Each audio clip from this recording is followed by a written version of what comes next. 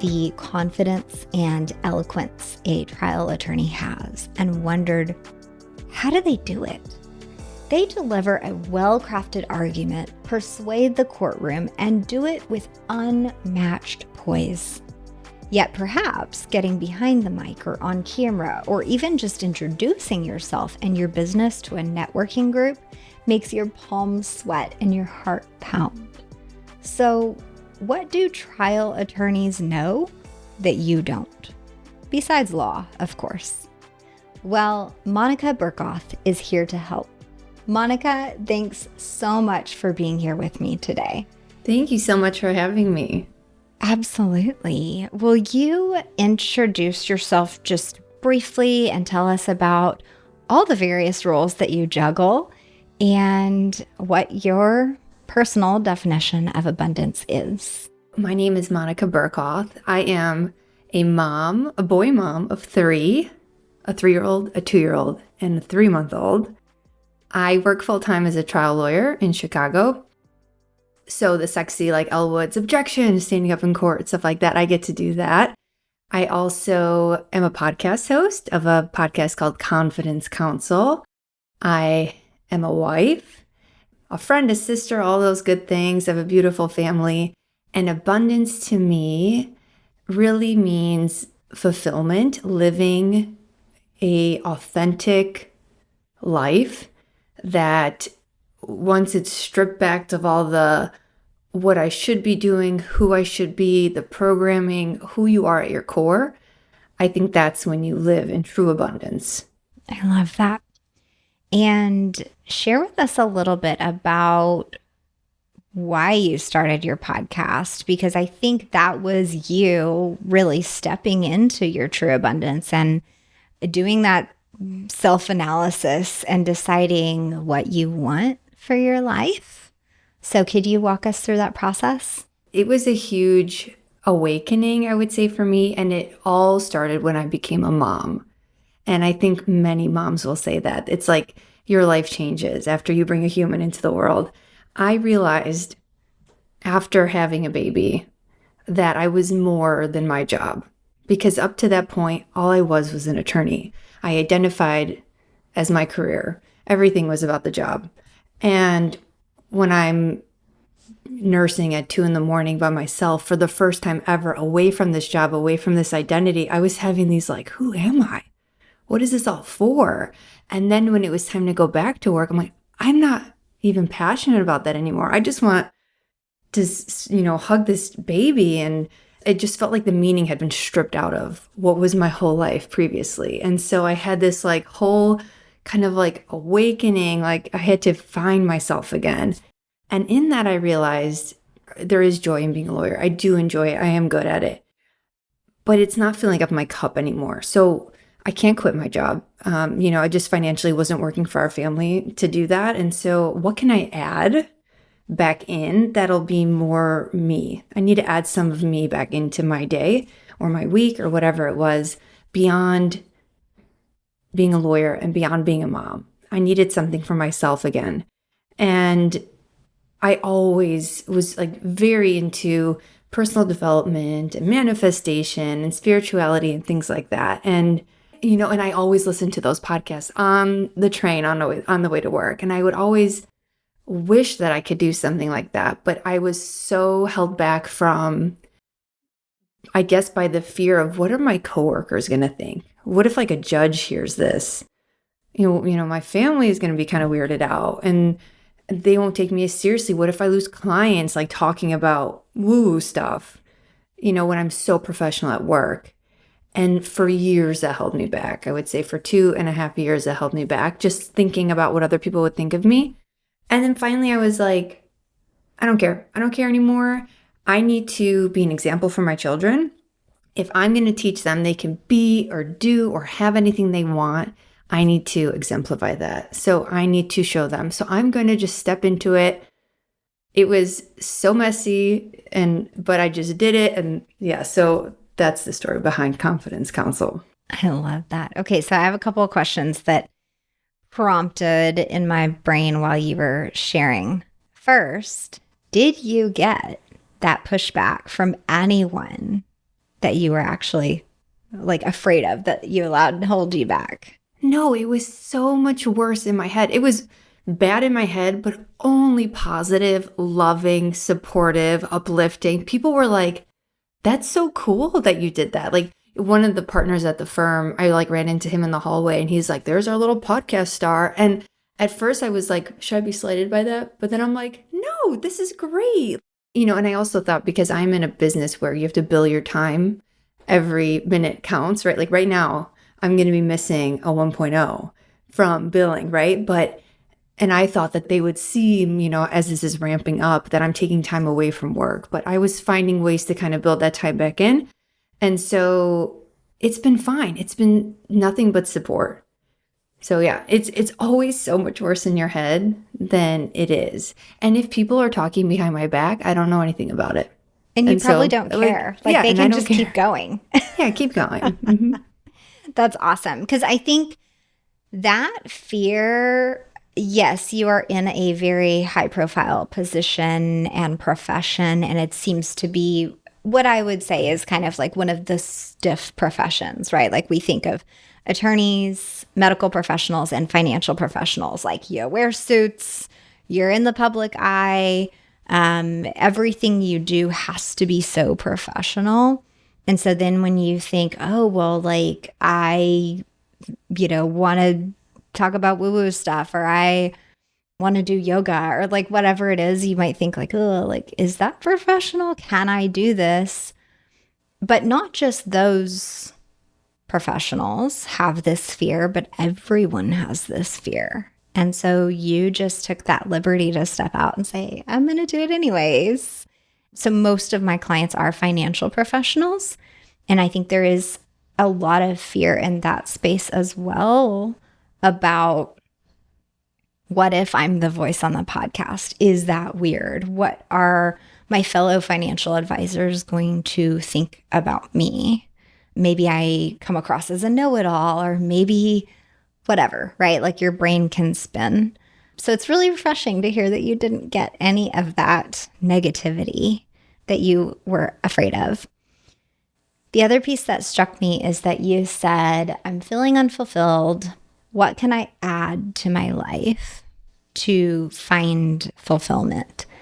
I think more typically, the approach is that we need to subtract something from our lives, that our plate is too full. And so things need to be cut. So could you talk about that difference in perspective right there? Like, how did you end up thinking, I need to add something more to my plate? Like, I know we're all busy, right? You talked about your billable time. So why or how did you end up thinking, let me add versus let me subtract? I think when I was on that leave, I had subtracted work. I wasn't feeling full. Like it wasn't enough for me. Not to say that being a stay-at-home mom is not fulfilling by any means. It absolutely can be and is for many women, some of my best friends included. But for me, I felt like I thrived off of a little bit of the collaboration, the chaos, kind of like the energy of a courtroom and things like that. And so I knew that subtracting something as big as career wasn't going to be it for me. And then I thought there was nothing else really huge to subtract for me. I had family and stuff like that. And so for me, I just saw it as, okay, once I add back work, I thought that I would be whole again. And when I added back work, I was like, no, something is still missing. And then I thought, okay, there's got to be something else that can be added here. There's never enough time in the day. No one has enough time in the day.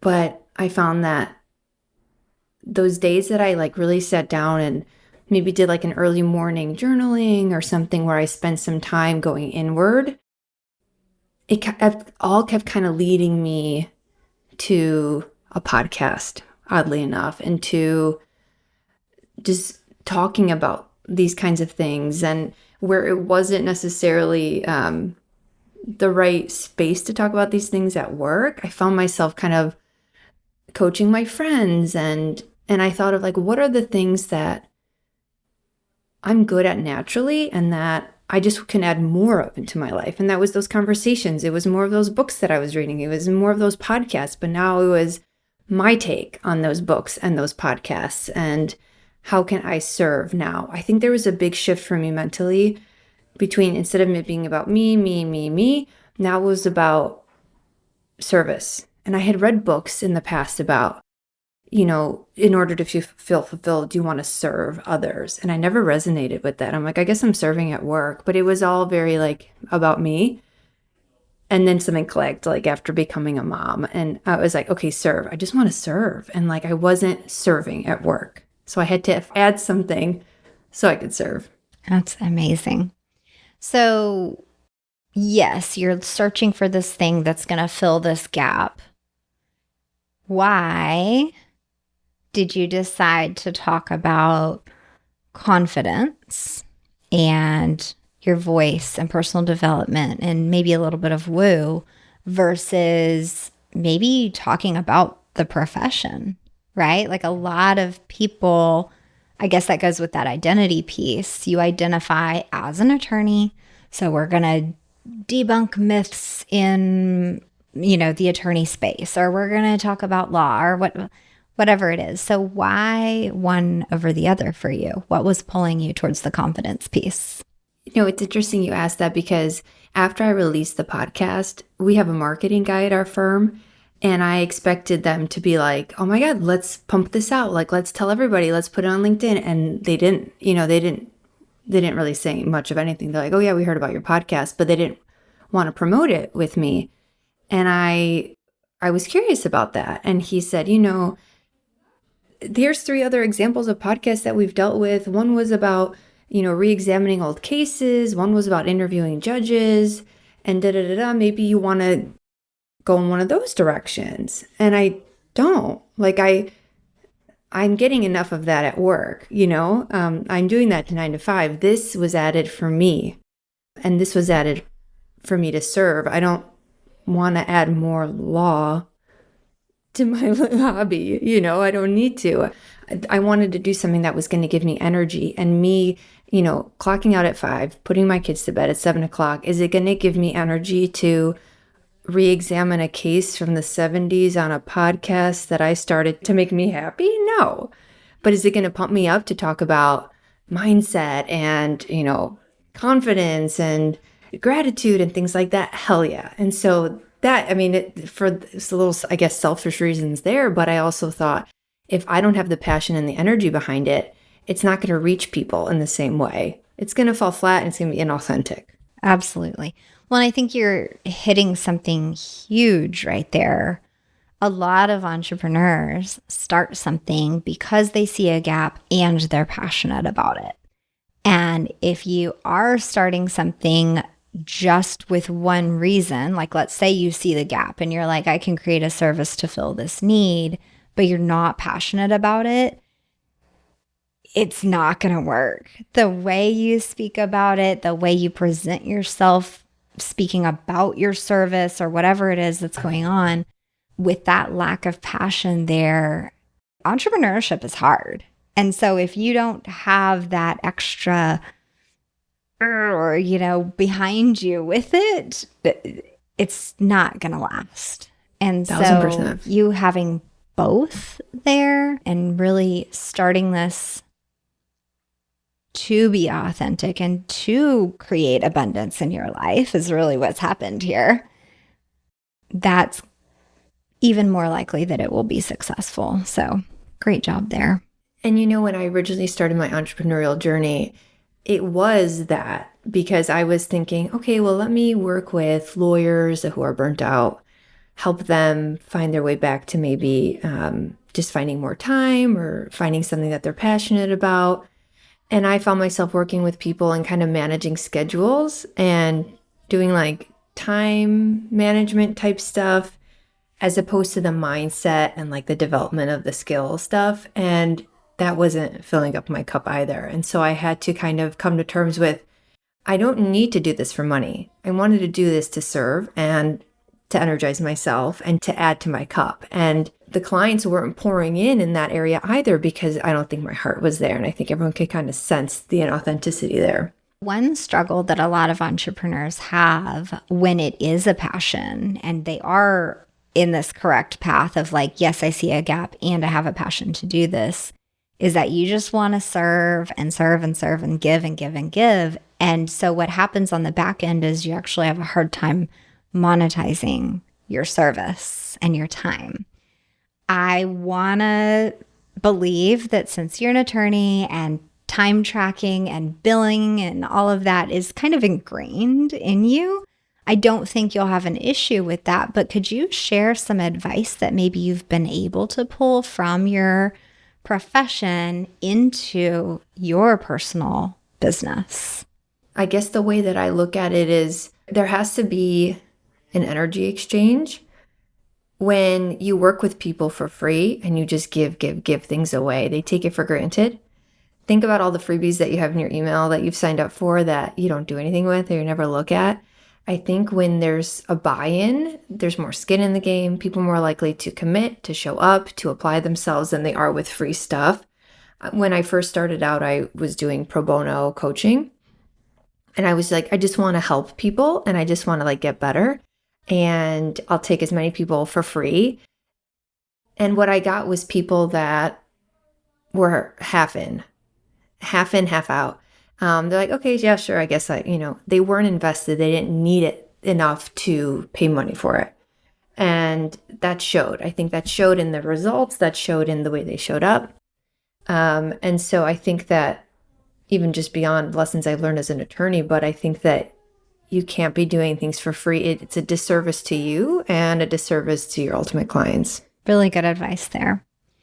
So let's talk about something I shared with you before we hit record was that I actually, in my opinion, think that you're doing a really smart thing by holding on to your profession at the same time that you build your business.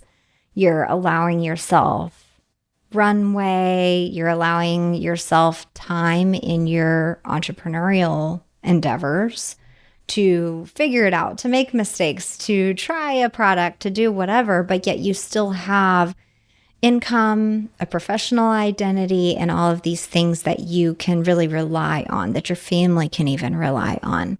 But that I have seen in the online space almost like shaming happening around that piece of like, oh, you're not a real entrepreneur because you still work or whatever. Talk us through that and let's relieve some of that shame or negativity around doing both for a purpose for at least a while so that you know you can jump well when you choose to jump, if you choose to jump.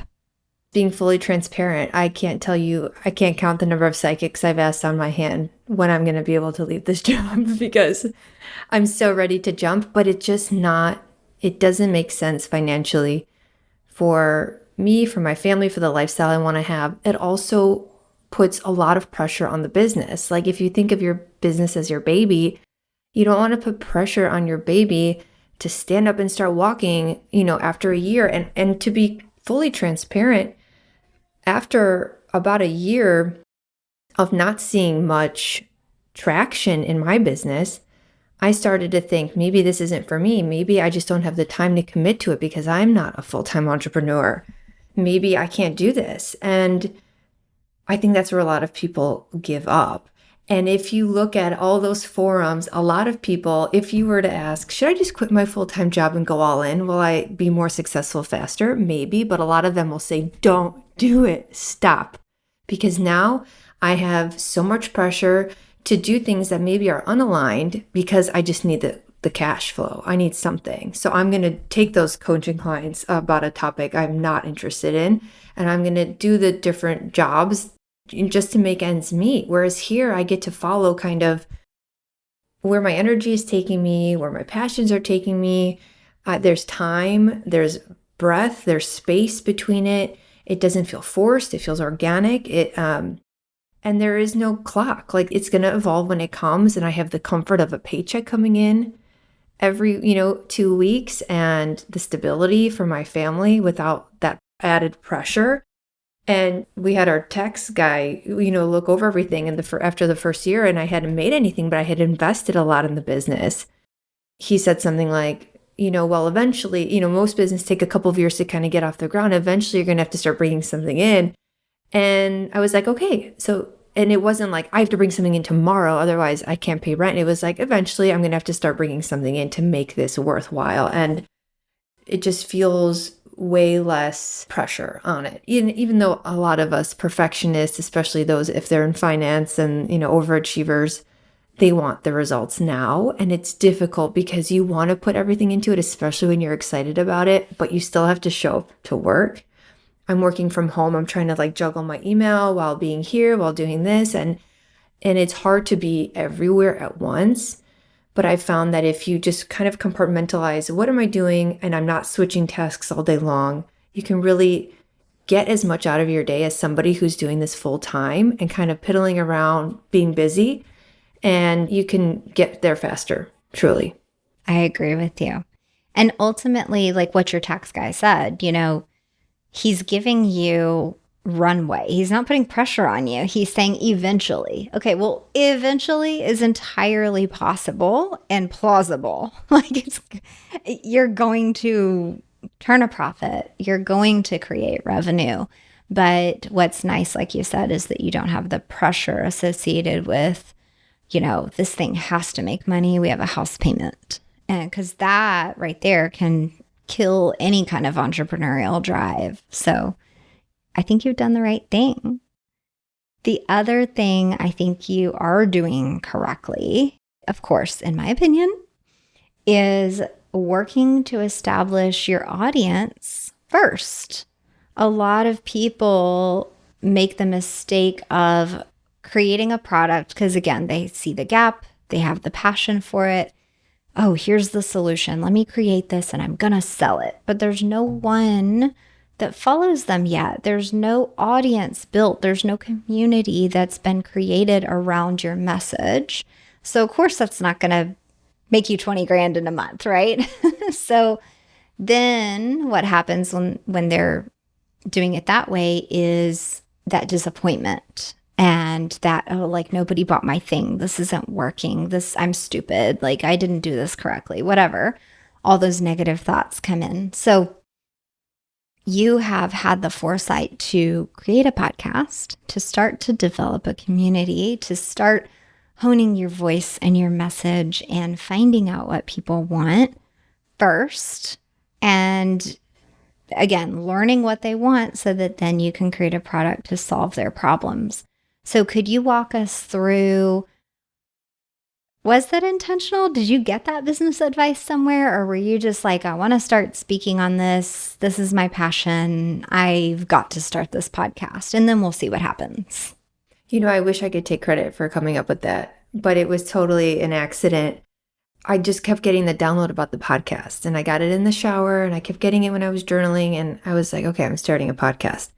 And then I started interviewing a lot of entrepreneurs, mostly entrepreneurs, because who else is available to be interviewed in the middle of the day except for entrepreneurs, right? So a lot of coaches, a lot of course creators, a lot of entrepreneurs. And just getting to know these women and talking to them and hearing about their lifestyle and how they started, how they went from corporate to this kind of freedom type lifestyle. I wanted a taste of that. I wanted to do that. And so I was mostly interviewing a lot of coaches at the beginning. And so I thought, okay, this could be a good gateway for me because I could maybe start fitting in a couple of coaching clients here and there and build up a business. And I already had this podcast kind of aimed toward kind of high achieving moms, millennial women kind of in my age group that were juggling maybe, or working moms or stay-at-home moms. I think a combination of both. I think I do have both.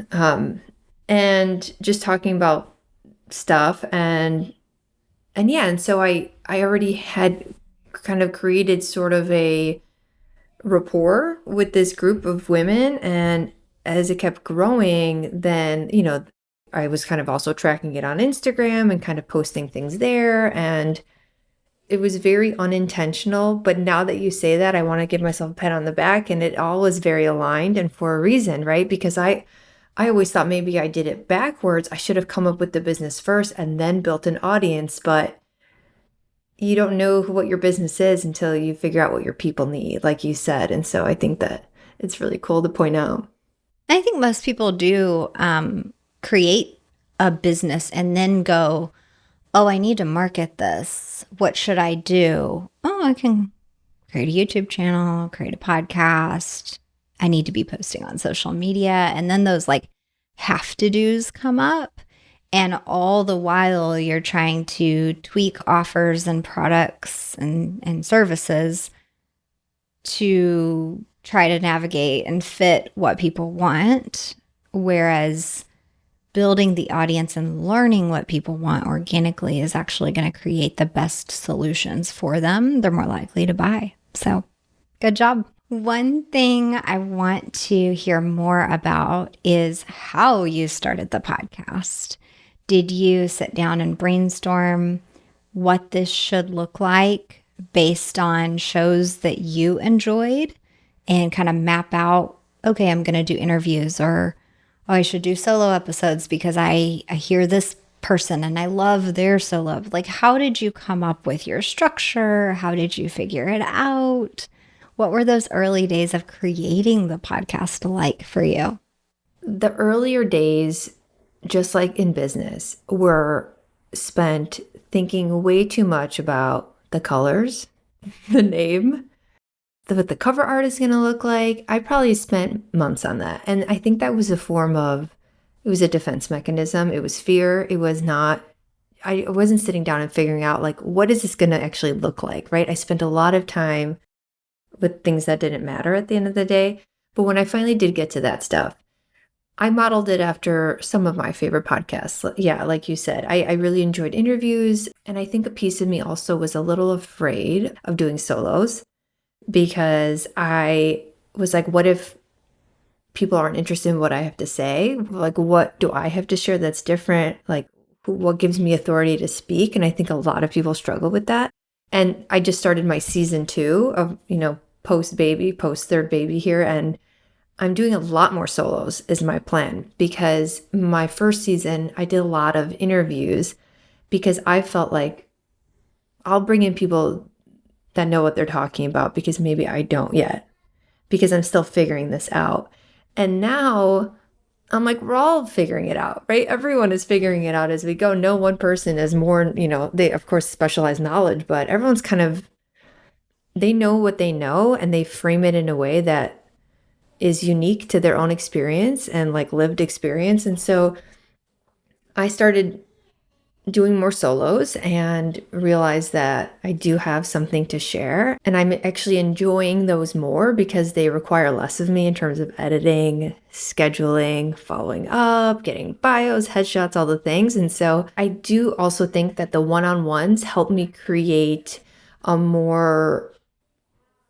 a vulnerable atmosphere with my listeners, and I get to be, kind of tell more stories about myself as opposed to just probing questions out of others. And I think that this season is going to be committed more to letting them in on who I am as opposed to sharing everyone else's wisdom so that I can teach them what I know, because I know a lot.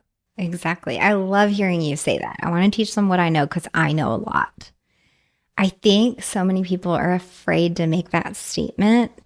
And what's happening when someone won't make that statement about themselves is that they're diminishing their authority before anybody else had a chance to say, oh, you're the authority on confidence, And when we remove our own power, no one else can even have an opportunity to give us that power.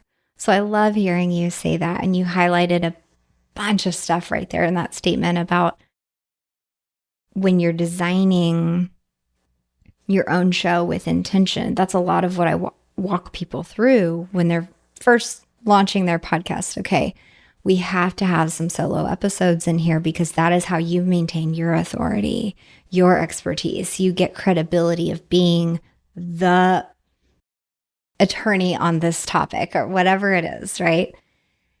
And I'm excited for you just that you recognize that. You figured that out on your own. So that's really exciting. For those people that are, they have a podcast and they're only doing interviews because they're afraid of that or think that they don't have enough to be an expert, I just want to share something that I guess that parlays well from my legal experience. So in court, when there's an expert witness on the stand, in order to be qualified as an expert by the jury, they need either one of 5 things: skill, knowledge, experience, education, or training.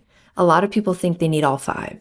And it's if you have any of those things and you can apply the facts to any, using any of those qualifications, then you can be deemed an expert in court. And if a random Joe Schmo can be deemed an expert in court, just having one of those 5 things, then you can talk about whatever you want to talk about on your podcast, because surely at a minimum you have experience, because otherwise you wouldn't know what you're talking. You wouldn't be able to talk at all about it. So you've lived something.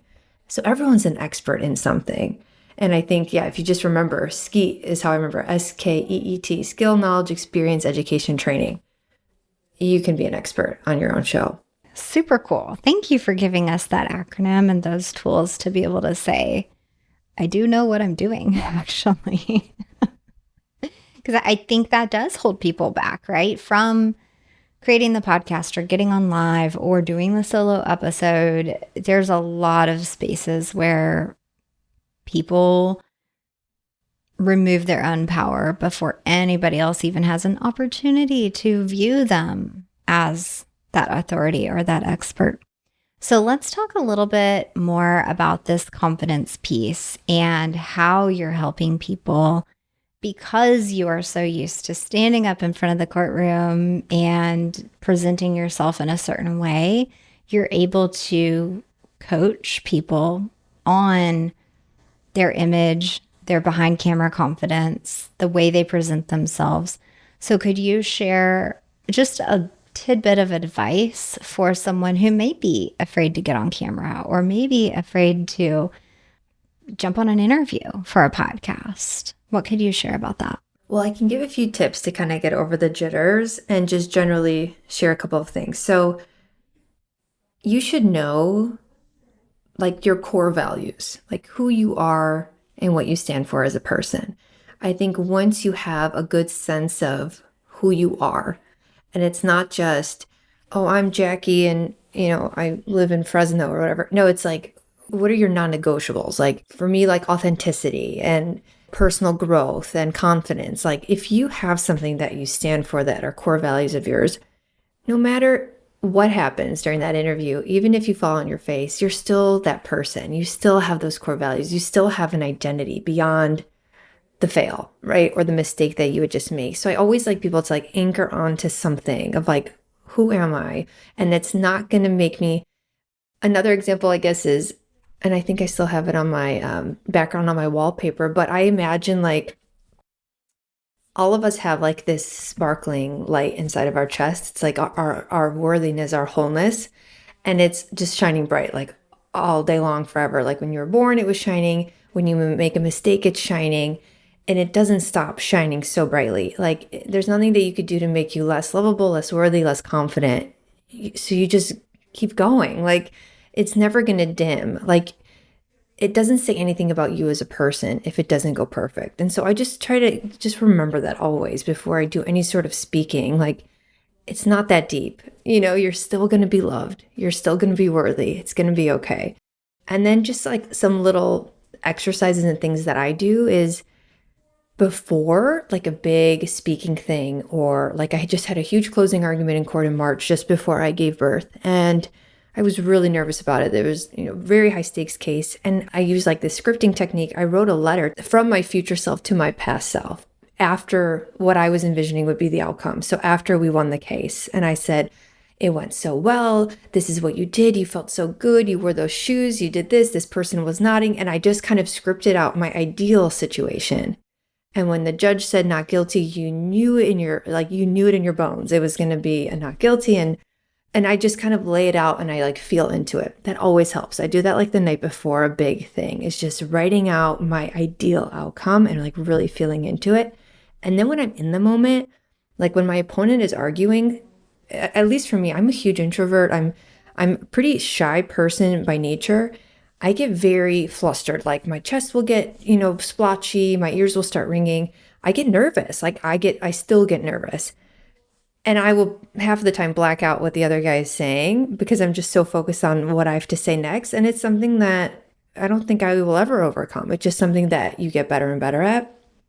But I always, in that moment, instead of trying to read over my notes or remember anything, I just, in my head, just think of all the things I'm grateful for. And it just takes down my heart rate, and it allows me to take a deep breath. And I'm just, I'm thinking oh my gosh, I'm so grateful that I'm about to go next and I'll have an opportunity to speak and tell them my side of the story. I'm so grateful that he's kind of boring right now and I'm going to go up and be so dynamic. And, I'm so grateful that it's cool in here because I'm so sweaty, but it's fine because it's, it's not sure that I'm wearing navy and you can't see my sweat stains. Just think about stuff like that to kind of loosen the pressure.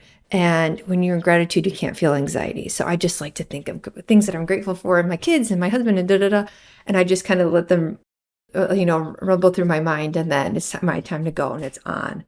And then, so those are some of my big hacks and tricks, personally, at least. And I know you're putting together a program where you're going to share even more in-depth tips and coaching and ideas for people to gain that confidence and be able to stand up and speak or get on a podcast or start your video, do whatever it is that you're choosing to do. So can you just share a little bit about that program and tell us where to find it? It's still in the early stages. And what my intention for the program is to ultimately create a course that lives online.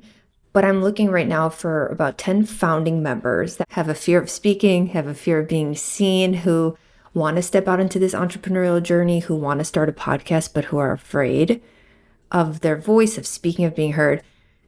I want to kind of figure out exactly what all the issues are. What are the things holding them back? And create a course with them, combined with the different speaking skills, persuasion, speaking with authority, authenticity, and a lot of the mindset and kind of the manifestation aspect stuff too that I love rolling into a speaking course because I've never seen anything like that before. I want to combine all of that and create a course. And so right now I have a priority list going. So I've got a bunch of people in it, and my goal is to do a live training in September or October, where we're doing it over Zoom together. It'll be live Q&As. What are you experiencing right before, you have to go on and speak or have to go do an interview, and kind of providing it in the moment training and then creating something with that. So it's a very valuable kind of once in a lifetime opportunity to get this kind of live coaching from me and skills that I learned in law school. People, getting called on out of the blue, the Socratic method is your stomach drops to your butt. It's terrifying. So all the different things that we learn, the persuasion, the storytelling, how to write a compelling, persuasive offer from an attorney's perspective, I think is super valuable. And so those are all the things that how that's going to look exactly is going to depend on who my founding members are. And if anyone is interested in kind of being part of that and kind of shaping that with me, I would love to have you. So I can send you the link. There's a waitlist sign up. And the waitlist is basically just to get on my email list so that I can send you when the dates are live, when we're signing up, and when it's go time, and who's interested will come in. Well, I'm super excited to see that materialize and come to life for you. I agree with you. I think this is a once in a lifetime opportunity to be able to help guide that course based on what people are feeling, and then have someone who's super experienced in these persuasion techniques, in this confidence, in all of these things that you learn in law school that the rest of us didn't get because we didn't go to law school. So it's I think you're going to have some really amazing results there. And yes, everyone check the link in the show notes and check out this course. Monica, thank you so much for being here with us today. Where can we follow you? I'm most active on Instagram, which is @confidence.coach. Counsel, Counsel. Counsel like Like an attorney language.